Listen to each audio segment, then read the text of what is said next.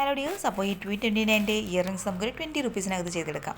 അതിനായിട്ട് ഒരു ഗ്ലാസ് പേപ്പറിൽ കുറച്ച് ഗ്ലൂ അപ്ലൈ ചെയ്ത് റൈൻസ്റ്റോൺ ഒട്ടിച്ചെടുക്കുകയാണ് വേണ്ടത്.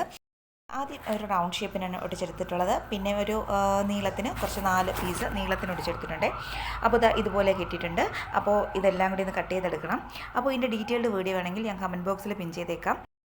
പിന്നെ ആ നീളത്തിലുള്ള ആ ഒരു ഗ്ലാസ് പേപ്പറിൽ ഒട്ടിച്ച ആ റൈൻസ്റ്റോൺ നമ്മളൊന്ന് കട്ട് ചെയ്തെടുക്കുകയാണ്. അപ്പോൾ കട്ട് ചെയ്തെടുക്കുമ്പോൾ ആ രണ്ടറ്റത്തുമുള്ള ആ ഒരു ഗ്ലാസ് പേപ്പർ കട്ട് ചെയ്ത് കളയരുത്. കാരണം അവിടെയാണ് നമ്മളൊന്ന് ഒട്ടിച്ച് വയ്ക്കുന്നത്.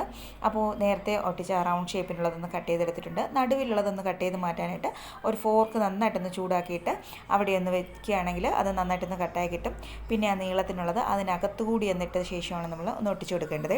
അപ്പോൾ B7000 എന്നുള്ള ഒരു ഗ്ലൂ അപ്ലൈ ചെയ്യുകയാണെങ്കിൽ നല്ല ലോങ് ലാസ്റ്റിംഗ് ആയിരിക്കും. അപ്പോൾ ഇത്രയേ ഉള്ളൂ. ഇഷ്ടപ്പെട്ടെന്ന് വിചാരിക്കുന്നു. ഇഷ്ടപ്പെട്ടേ ലൈക്ക് ചെയ്യാനും ഷെയർ ചെയ്യാനും സബ്സ്ക്രൈബ് ചെയ്യാനും മറക്കരുത്. അപ്പോൾ എൻ്റെ ചാനൽ ഇതുവരെയും സബ്സ്ക്രൈബ് ചെയ്യാനാണെന്നുണ്ടെങ്കിൽ പ്ലീസ് ഒന്ന് സബ്സ്ക്രൈബ് ചെയ്ത് സപ്പോർട്ട് ചെയ്യണേ.